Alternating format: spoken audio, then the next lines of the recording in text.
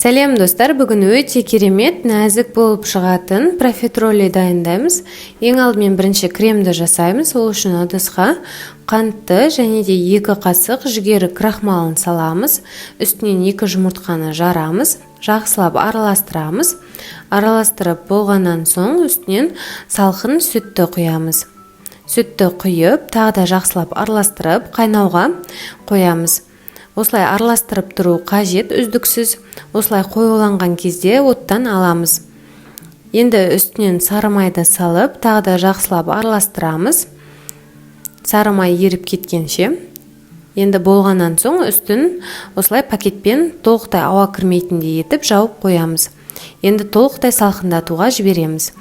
Ол уақытта біз қамырды дайындаймыз. Ол үшін бізге су және де сүт қажет. Одан соң үстінен тұзды саламыз және де сары майды салып отқа қоямыз.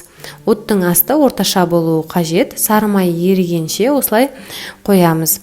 Одан соң үстінен ұнды саламыз. Сүтті қайнатпаймыз. Ысыса болды.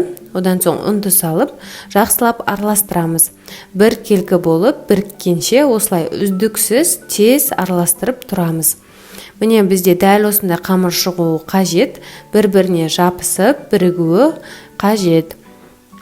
Одан соң оттан алып, басқа ыдысқа ауыстырып аламыз. Ыдысқа ауыстырғаннан соң осылай араларын басып, 5 минуттай шамасында суытып аламыз. Одан соң жұмыртқаларымызды кезектестіріп салып, тез-тез араластырамыз.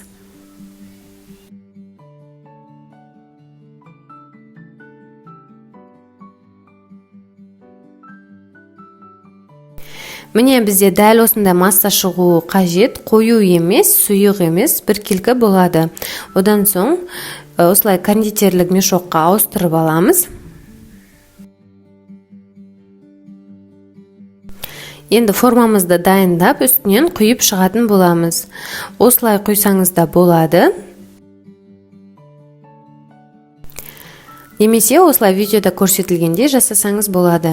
Барлығын салып болғаннан соң 200 градуста 15 минут пісіреміз. Одан соң 180 градуста 25 минут пісіреміз. Сонда біздің профитролиларымыз осылай көтеріліп шығады. Ешқандай піскеннен кейін түсіп кетпейді.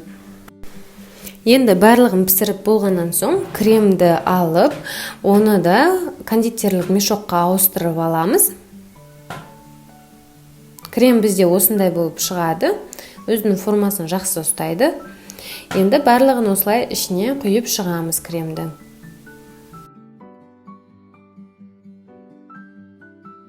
Енді бетіне сахарный пудраны сеуіп, бере берсек болады. Дәмі өте керемет болып шығады, нәзік болады. Міне видеода көріп тұрғандарыңыздай, сіздерде осындай өте керемет профитролиларыңыз дайын болады.